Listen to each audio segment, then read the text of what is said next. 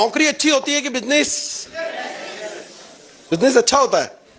मैं दो दो कंपनियों में डायरेक्टर, तीन तीन कंपनियों का प्रोपराइटर, 3 माइंड्स का ओनर और करोड़ों का प्रॉपर्टी बिजनेस वाला बिजनेसमैन आपको यह गारंटी देकर के जा रहा है कि बिजनेस से भी बेहतर आरसीएम है। जानना चाहते हैं कैसे? जानना चाहते हैं? तो मैं देखो, बिजनेस से भी बेहतर आरसीएम ऐसा है कि मैंने आज के 20 साल पहले कपड़े का व्यापार शुरू करने के लिए 4 करोड़ रुपए लगा करके एक फैक्ट्री, 20 साल पहले 4 करोड़ लगा करके मैंने ये फैक्ट्री की शुरुआत की। अब फैक्ट्री ऐसे ही नहीं लग गई कि 4 करोड़ रुपए दिए इधर फैक्ट्री चालू, नहीं नहीं, ये कोई साबुन नहीं है कि पैसे दिए साबुनात में। मैंने सबसे पहले एक जमीन खरीदी। जब जमीन खरीदी तो वो जमीन खेती हरी जमीन थी, तो उसको इंडस्ट्रियल कन्वर्ट कराना पड़ा, ऑफिसों के चक्कर काटने पड़े। फिर जब इंडस्ट्रियल की परमिशन उस पर मिली तो एक बिल्डिंग बनाई गई। बिल्डिंग बनाने के बाद उसमें मशीनें विदेश से इंपोर्ट की गई, विदेश से लोग आए, उन्होंने मशीन को इंस्टॉल किया, भारत के लोगों को उस मशीन को चलाते कैसे हैं ये सिखाया, और जब सीखे तो रॉ मटेरियल मंगाया गया और कपड़ा बनाया गया। अब यहीं पे बात खत्म नहीं होती है। जैसे ही कपड़ा बनने लगा तो सरकार ने कहा यार फैक्ट्री चलाओगे तो पॉल्यूशन भी होगा, प्रदूषण तो करोगे तुम, तो तुम्हें पॉल्यूशन डिपार्टमेंट की परमिशन लेके आनी पड़ेगी। उसके बाद तुम्हारे को लेबर रखोगे तो लेबर डिपार्टमेंट से परमिशन लेकर के आनी पड़ेगी। बिजली का कनेक्शन लोगे तो इलेक्ट्रिसिटी डिपार्टमेंट से तुम्हें परमिशन लेके आनी पड़ेगी, मीटर लगाना पड़ेगा, डीपी लगानी पड़ेगी, ट्रांसफार्मर लगाने पड़ेंगे, और ऐसा कई सारे डिपार्टमेंट, रिक्को डिपार्टमेंट और कई सारे डिपार्टमेंट की परमिशन लेनी पड़ी। तब जाकर के कपड़ा बनना शुरू हुआ। और कपड़ा बनना शुरू हुआ तो सरकार ने कहा अच्छा बेचोगे? मैंने कहा हाँ। बेचोगे तो मुनाफा भी होगा? मैंने कहा हाँ।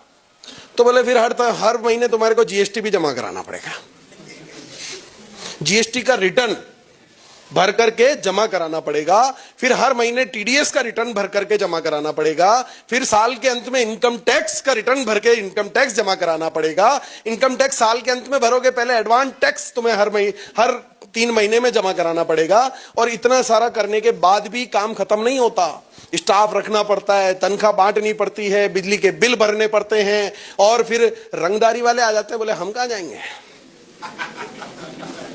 हमारा भी तो है भैया। लेबर कहती है हमारी भी एक यूनियन है भैया। अड़ोस पड़ोस में कोई जगराता, कोई माताजी नवरात्रा, दुर्गा पूजा, गणेश पूजा, बोले चंदा चाहिए, वो भी आ जाते हैं। फिर पड़ोस वाला थाना भी आ जाता है, बोले भैया चाय पानी तो हम भी पीते हैं। चला इतना ताम झाम झमेला करने के बाद कपड़ा बनता है, फिर उसको उधार बेचते हैं, फिर उधार को मांगने के लिए जब वापस जाते हैं तो कई तरह के ताने सुनते हैं, ट्रांसपोर्टेशन होता है, सब कुछ होता है। इतना झमेला करने के बाद जितनी इनकम मैं कमाता हूं ना, कोई ऑफिस खोल रखा है आपने? सर कोई ऑफिस खोल रखा है, कोई स्टाफ रख रखा है, कोई डिपार्टमेंट की परमिशन लेनी पड़ती है, कोई एनओसी लेनी पड़ती है, आपको कोई लेबर रखनी पड़ती है, अकाउंट्स मेंटेन करने पड़ते हैं, हिसाब किताब रखना पड़ता है, कुछ नहीं करना पड़ता। बिना किसी तामझाम झमेले के मुझसे ज्यादा पैसा आरसीएम के टॉप सीनियर लीडर्स कमा रहे हैं यार। तो अभी देखो फैक्ट्री चल रही है, आप बता दो मुझे क्या करना चाहिए अपना बिजनेस की आरसीएम? आप कह रहे हो इसलिए अब मैं आरसीएम ढंग से और करूंगा, है ना? आप कह रहे हो इसलिए। और ऐसा नहीं है, आरसीएम में एक और दिक्कत होती है कि यार मुझे एक ही चीज खटकती रही उन 3 सालों में कि आरसीएम के लोग कहते हैं हम कर रहे हैं नए भारत का निर्माण। क्या कहते हैं बाबूजी? नए भारत का निर्माण। मैंने कहा यार ये कैसे करोगे तुम लोग?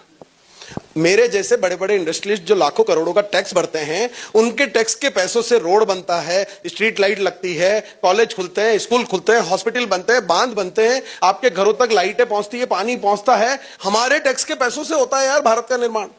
आरसीएम अकेला कैसे कर रहा है भारत का निर्माण? तो फिर बात जब समझ में आई तो मुझे लगा कि टैक्स पेयर करते हैं भारत का निर्माण। फिर एक तस्वीर मैंने देखी उन 3 सालों की रिसर्च के दौरान, तो वो जो तस्वीर नजर आई वो 2 भाइयों की तस्वीर थी। एक का नाम है समुद्रनाथ योगी, दूसरे का नाम है शंभुनाथ योगी। ये दोनों भाई आरसीएम की शुरुआत से पहले मेरे यहां ड्राइवर के तौर पर काम किया करते थे, और दोनों भाइयों की तनख्वाह थी 3,500 रुपए महीना। एक भाई आज भी ड्राइवर है, आज भी सौरभ सर की गाड़ी वही चलाता है, फाटक खोल के सर को बिठाता है, अटैची उठा के डिग्गी में जमाता है, और जब सर अंदर ऑफिस में बैठे होते हैं तो कपड़ा लेके गाड़ी चमकाता है। 20,000 रुपए उसकी तनख्वाह बढ़ते बढ़ते कितनी हो गई? 20,000 रुपए महीना।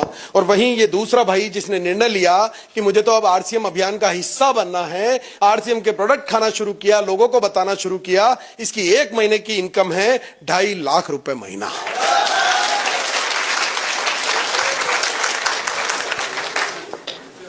कितनी है जी?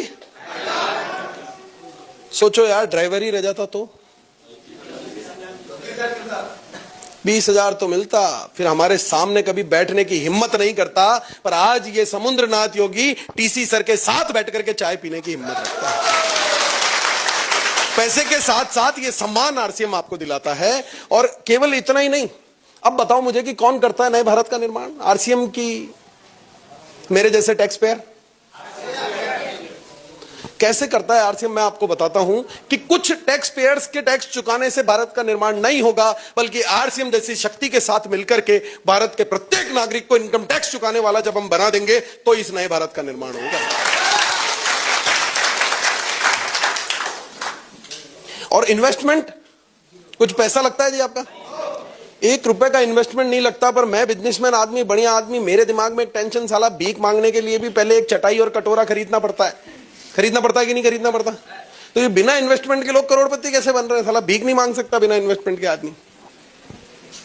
पर मुझे समझ में आया कुछ तो इन्वेस्ट करना ही पड़ता होगा। मैं रिसर्च करता गया, 3 साल सोचता गया, और मेरे को समझ में आई कि आरसीएम में सक्सेसफुल होने के लिए धन इन्वेस्ट करने की नहीं, मन इन्वेस्ट करने की जरूरत होती है। और जिसने जितना मन लगा रखा है उसको उतना ही ज्यादा रिटर्न आ रहा है। आपका मन का इन्वेस्टमेंट देख लेना, जिसका मन का इन्वेस्टमेंट कम है उसको इनकम कम है। बात समझ में आ रही है जी? ये तस्वीर गौर से देखें आप। धन नहीं था इस व्यक्ति के पास लगाने को। मैं जिस एक फैक्ट्री का मालिक हूं, ऐसे ही भिलवाड़ा शहर में ये एक फैक्ट्री में कर्मचारी के तौर पर काम किया करते थे। 7-8 हजार रुपए महीना इनकी तनख्वाह हुआ करती थी। और धन नहीं था, मन था, मन लगा करके काम किया। तो आज उसी भिलवाड़ा शहर में जहां ये 7,500 हजार रुपए महीने की नौकरी किया करते थे, उसी शहर में ये रहते हैं 25 करोड़ के मकान में। आप में से किसने मुकेश कोठारी सर का बंगला देखा है? देखा है? मैं झूठ तो नहीं बोल रहा हूं। और जितने लोग भिलवाड़ा जाएं, इस बार मुकेश कोठारी जी का बंगला जरूर देख करके आए। और जब इस बंगले के सामने खड़े हो तो अपने दिमाग में तस्वीर ये वाली याद रखना कि साला 7,000 रुपए महीने कमाने वाला व्यक्ति अगर ऐसा कर सकता है तो मैं भी